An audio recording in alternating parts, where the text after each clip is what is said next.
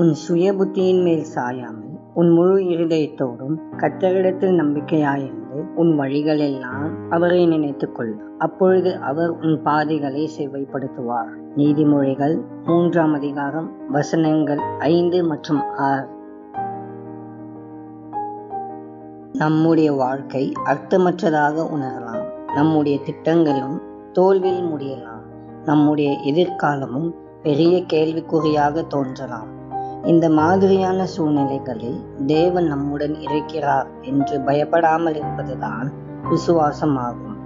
விசுவாசம் என்பது நம்முடைய பயத்தை விட அதிகமாக இருக்க வேண்டும். நம்முடைய கட்டுப்பாட்டில் இல்லாத சூழ்நிலைகளை அவரிடம் ஒப்பு கொடுத்து அமைதியாக காத்திருக்க வேண்டும் என்று நம்புவதுதான் விசுவாசமாகும். அன்பின் பரலோக தகப்பனே, இந்த நல்ல நாளுக்காக உமக்கு நன்றி. கர்த்தாவே, நீர் எங்களுடன் எல்லா விதமான சூழ்நிலைகளில் இருப்பதற்காக உமக்கு நன்றி செலுத்துகிறோம். சர்வத்துக்கும் எஜமானாகிய நீர் எங்களோடு இருப்பதை நாங்கள் எப்பொழுதும் நம்ப உதவி செய்யும். இந்த நாளிலும் பிரச்சனைகளோடு தேவைகளோடு இருக்கும் மக்களை விடுவித்து ஆசீர்வதித்து நடத்தும்படி ஜெபிக்கிறோம். இயேசுவின் மூலம் ஜெபிக்கிறோம் பிதாவே, ஆமென்.